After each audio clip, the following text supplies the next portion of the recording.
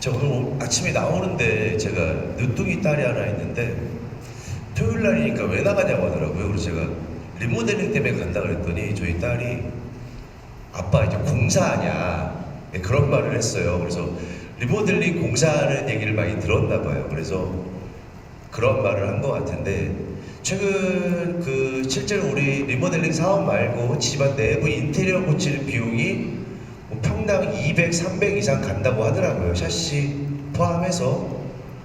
그런데 그 안에만 고치는 거지 외부나 주차장 고치는 건 아니지 않습니까? 그죠? 그래서 그런 비용을 들일 바에는 새로운 집, 새로운 주택으로 가는 게 올바른 선택 아닌가라는 것을 중점적으로 해서 제가 설명을 드리도록 하고요.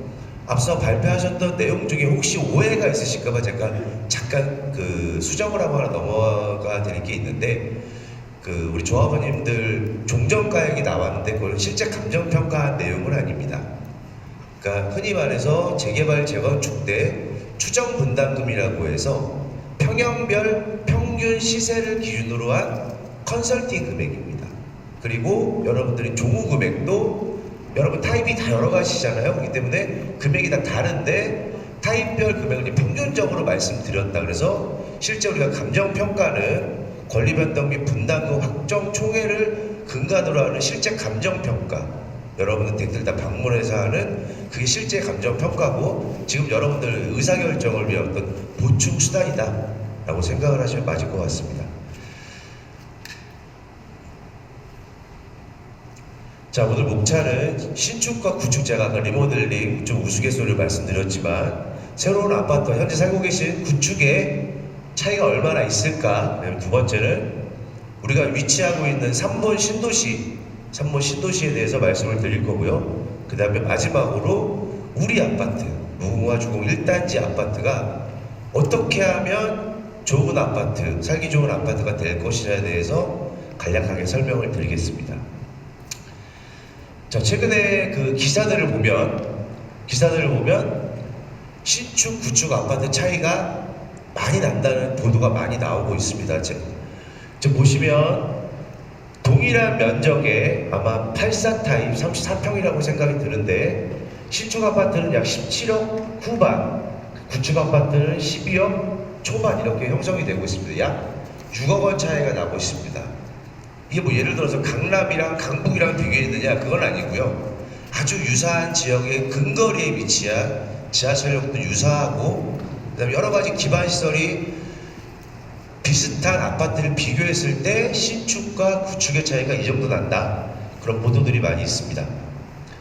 그리고 이게 얼죽신이라고 해서 얼어 죽어도 신축 말 만들어내기 좀 우습긴 한데 최근에는 신축 아파트를 굉장히 선호하는 트렌드가 많이 형성이 되고 있다는 것이고요. 군포시 같은 경우에는 지하철역에 가까운 아파트, 아마 힐스테이트 금정역을 얘기하는 것 같은데 3천만 원대를 기록하고 있으며 평당 그 인근에 있는 아파트가 1684만 원, 약 1.8배 정도 차이가 난다.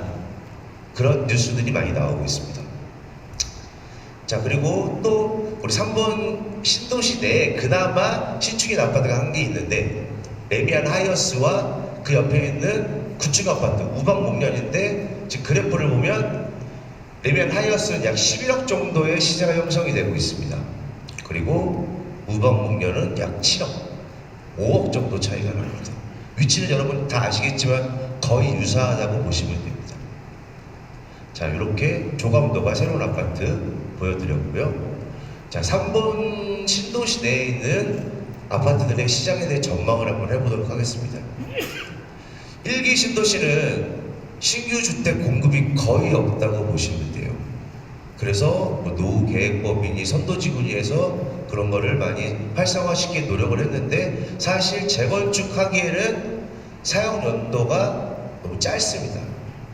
30년 이상 지나야 되고 여러 가지 여건이 맞아야 되는데 쉽지 않은 게 현실입니다. 그래서 노후계획법이나 선도지구를 통해서 하고 있는데 그거에 대한 문제점은 제가 좀 이따 간략하게 설명을 드리겠습니다. 그래서 새로운 아파트 공급이 없고 경기도도 점차적으로 둔화되고 있다.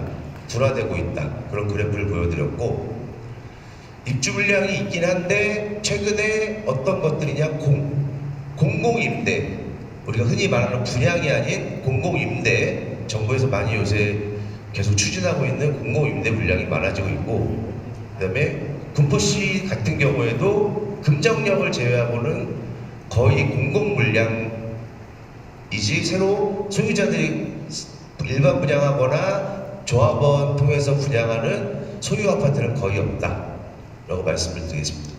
그럼 뭐 미분양 현황을 봤더니 미분양이 올라가요. 근데 이거 아파트 새로 지어도 되느냐? 우리 일반 분양 되겠느냐? 이 그래프는 우리가 살고 있는 일기 신도시가 아닌 평택, 오산, 양주 이런 서울의 접근성이 상당히 떨어지고 기반시설이 구비되어 있지 않은, 우리보다는 훨씬 살기가 불편한 지역에 아파트들이 많이 택지개발 등으로 공급이 되고 있습니다.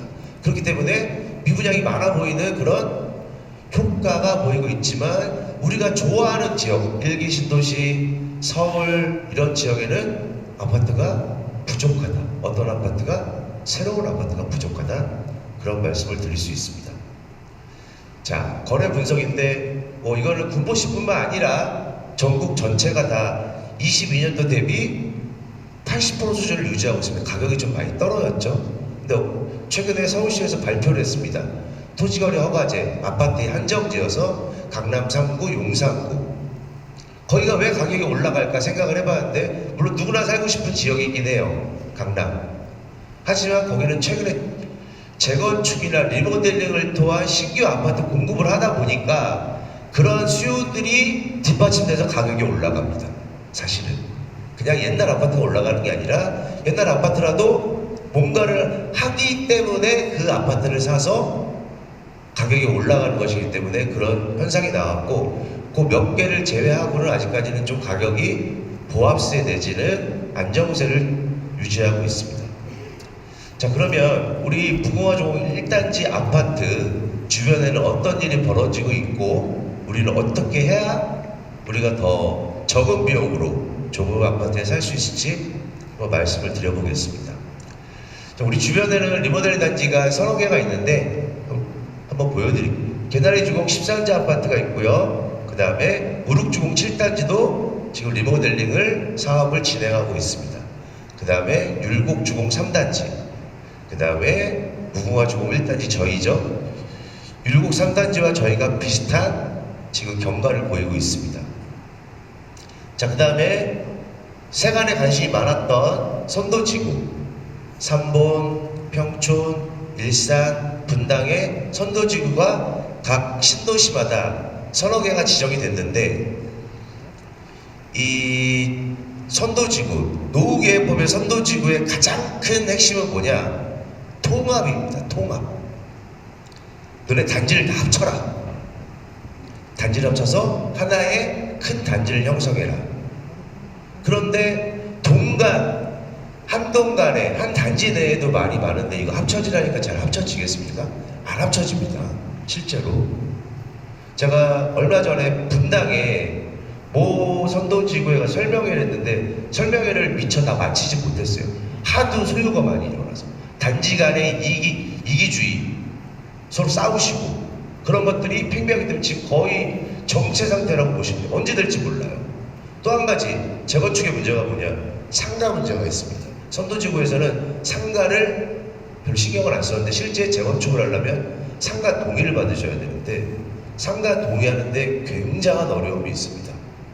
그렇기 때문에 선도지구는 사실상 굉장히 어려운 형국으로 가고 있다. 그래서 이거를 하기 위해서는 수많은 시간과 수많은 노력이 필요하고, 또 공공주택 기부채납해라, 늘어난 용적률의 50%를 주는데 사실 기부채납해 보면 80% 이상 주는 것과 동일한 효과가 납니다.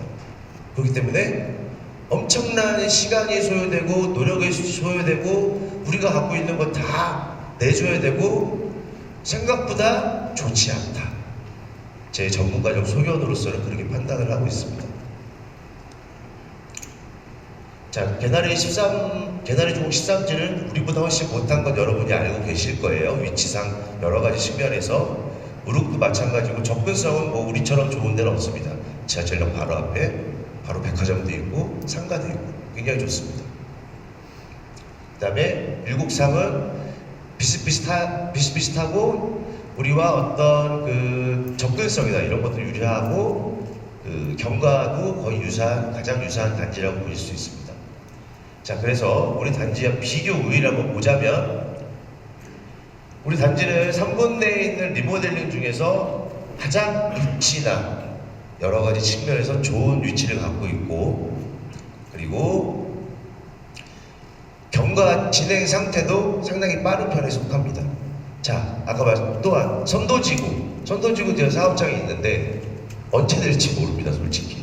아까 앞서 말씀 우리 2030년 입주를 목표로 열심히 달리고 계신데 한 40년 넘어야 될 것 같다는 게 제 개인적인 생각입니다. 사람마다 생각은 틀리겠지만 제가 그 경과 과정에서 설명회를 많이 다녀보고 그 같이 사업하시는 분들과 얘기를 많이 해본 결과 상당히 우여곡절이 많을 것 같다 이런 생각을 하고 있습니다. 자, 근데 우리 주변에 아까 말씀드렸던 두 가지 그래도 그나마 사용 승인이 빠른 신축 아파트인데 지금 평균 시세가 약 평당 2,750만원, 9억 3천 정도 되고 있고 세대수는 조금 많습니다. 하지만 여러 가지 지하철역과 앞 시청, 그 다음에 우리 뭐 여러 가지 상가 이런 접근성을 봤을 때는 우리보다 못하다는 거는 뭐 여러분 다 아실 거고요. 그 다음에 힐스테이트 금정역은 가장 최근에 그 사용 승인된 구포 시내 아파트인데 평당 약 3,300만원 정도를 하고 있습니다. 여기 뒤에 보시면 여기 뒤에가 이제 공장들도 좀 꽤 있어요. 이렇게 안양이랑 이렇게 마주치면서. 그래서 아이들 키우고 생활하기에는 우리보다는 저는 개인적으로 못한다고 생각을 합니다. 뭐 여기에 계신 분들 다 똑같이 생각하시겠죠. 우리가 훨씬 더 낫다는 걸로. 그래서 새로 지었더니 평당 3,300만원 가더라고요. 굉장히 군포 내에서는 가장 비싼 아파트로 생각이 되고 있습니다.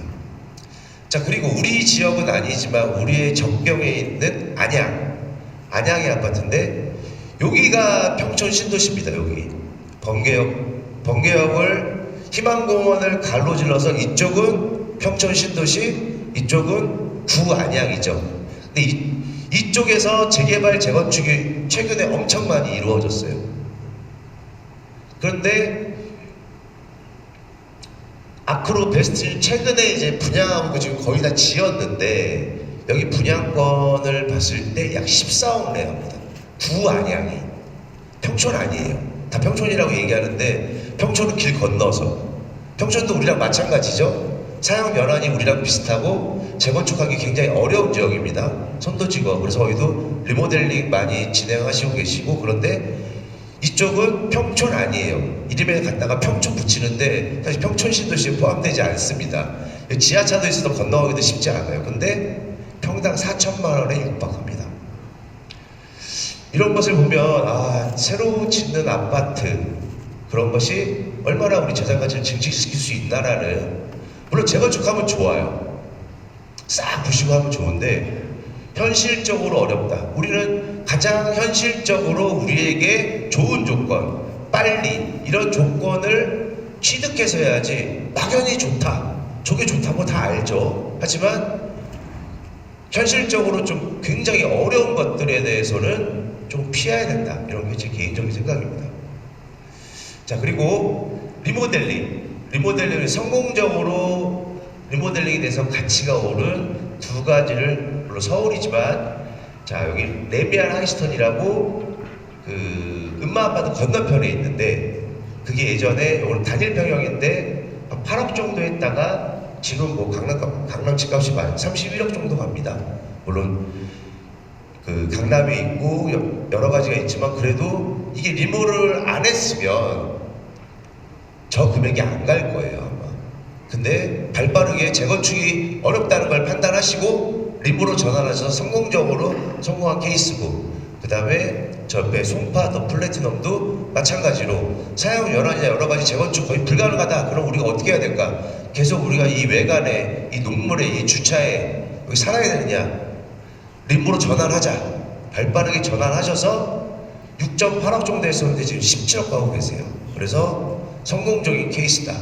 그렇게 보시면 될 것 같고, 우리 단지의 경우에도 제가 확언할 수는 없지만 우리가 아까 말씀드렸던 부동산을 내는 현물 출자 플러스 분담금을 내시고 나서 그게 원가죠. 원가 플러스 개발이익이라고 말씀하셨어요.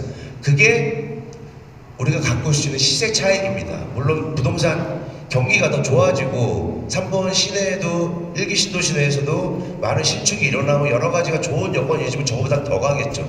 근데 제가 예상하기로는 그래도 우리는 타입별로 타입이 작은 건 좀 차이 좀 적겠죠. 총량이 작기 때문에. 그래서 2억에서 3억의 최소한의 시세 차익은 30년에 준공하시고 입주하시면 가져갈 수 있다는 생각이 들고, 제가 집이 분당인데 오늘 집에 오는 길에 느티마을과 저기 분당에 무지개죠, 무지개. 네. 지금 재건축하고 있다고 난리치고 싸우는데 거기는 벌써 리모델링해서 건물이 거의 올라가고 있어요. 예. 근데 시세가 높습니다. 옆에 있는 상록마을 우성 몇 개 아파트 바로 옆에 있는 것보다, 저도 리모델링 사업에 감정평가를 하다 보니까 관심이 많아서 알아보는데 활발하게 올라가고 있어요. 그래서 우리 무궁화 조합 1단지도 여러분들의 현명한 선택을 하셨으니까 여러분 조합원들의 총의를 모으셔서 빨리 사업이 진행돼서 새로운 아파트, 우리 살기 좋은 그런 아파트에서 살고 계시기를 희망하면서 설명을 마치고, 여러분들께서 감정평가에 관해서 혹시 궁금하신 점이 있으면 총 설명이 끝난 후에 저희가 질의응답을 통해서 말씀을 드리도록 하겠습니다. 경청해 주셔서 감사합니다.